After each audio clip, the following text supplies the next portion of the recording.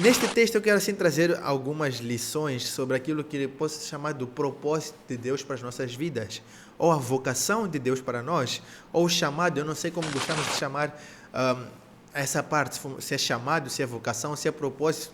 Na verdade é sobre aquilo que Deus nos criou para fazer, de forma específica.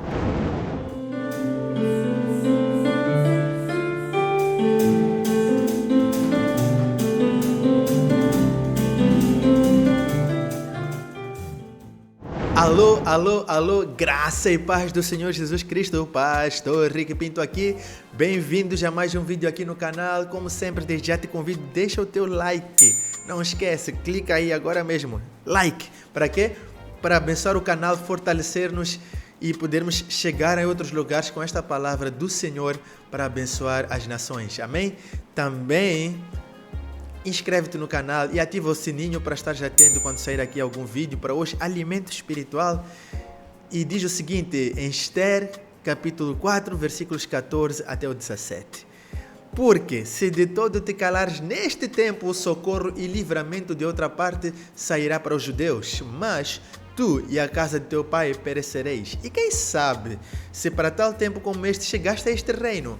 Então disse Esther que tornassem a dizer a Mardoqueu: vai, ajunta todos os judeus que se acharem em Suzã e jejuai por mim, e não comais nem bebais por 3 dias, nem de dia nem de noite, e eu e as minhas servas também assim jejuaremos.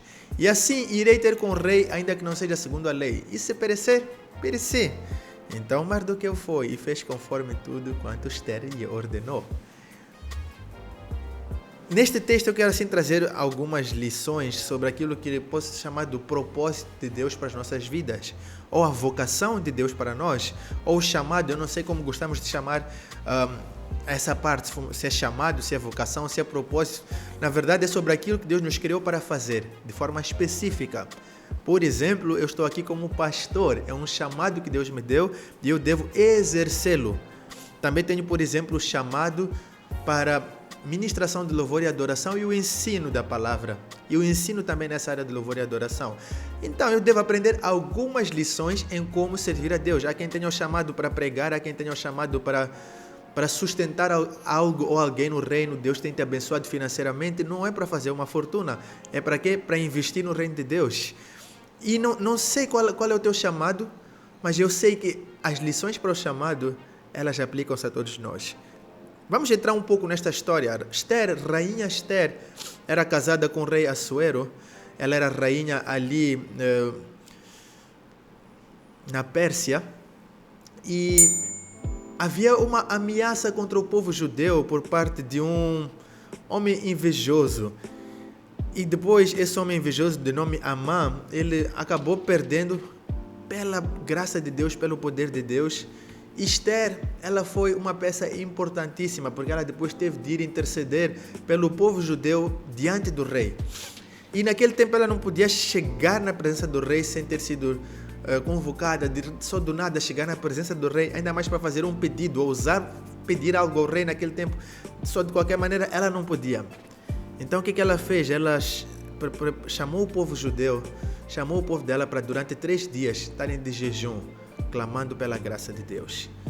Agora vamos para algumas lições. No versículo 14, Mardoqueu pergunta assim a Esther. Mardoqueu era familiar de Esther e ele que ajudou Esther a chegar naquele posto pela graça de Deus mais de uma vez. E ele pergunta assim: quem sabe não foi para este tempo que chegaste a este reino? Mas antes diz assim: se de todo te calares, o socorro e o livramento sairá de outra parte. Então eu entendo uma lição aqui no versículo 14, que eu não sou insubstituível. É apenas um privilégio da parte de Deus servi-lo.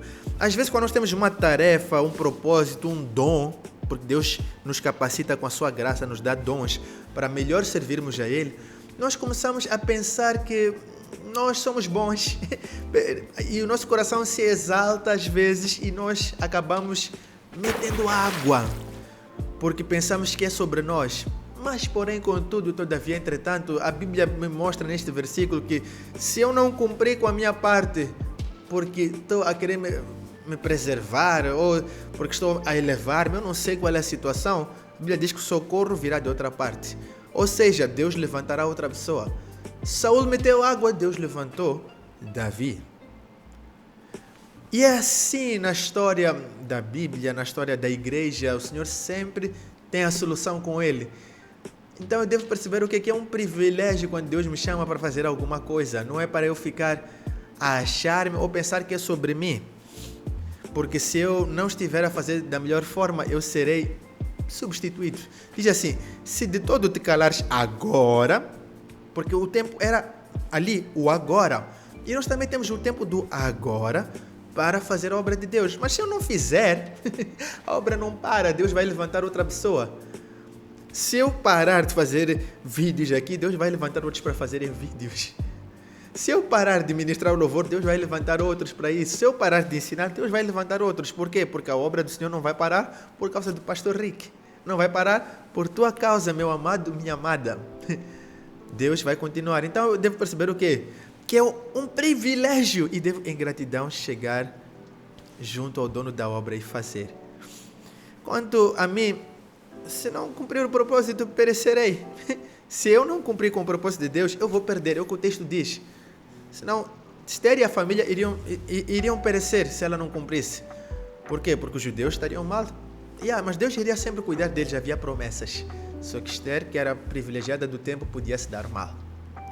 Outra lição, no versículo 16, na primeira parte, é quando ela convocou todo mundo para o jejum. Eu entendo que eu não cumpro o meu propósito sozinho. A obra é do Senhor. Em algumas coisas parece às vezes que nós somos capazes de fazer muita coisa ao mesmo tempo e o inimigo tenta trazer ao nosso coração que não precisamos de ninguém. Não, eu preciso.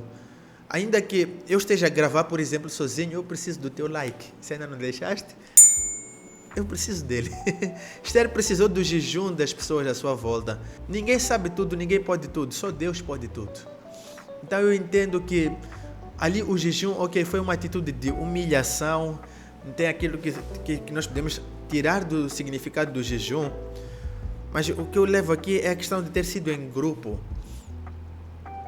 Tu não podes fazer tudo sozinho, tu não podes fazer tudo sozinha. Conta com as pessoas que Deus tem colocado ao teu lado. Talvez olhes, não é tão capacitado como eu, não é tão capacitada como eu.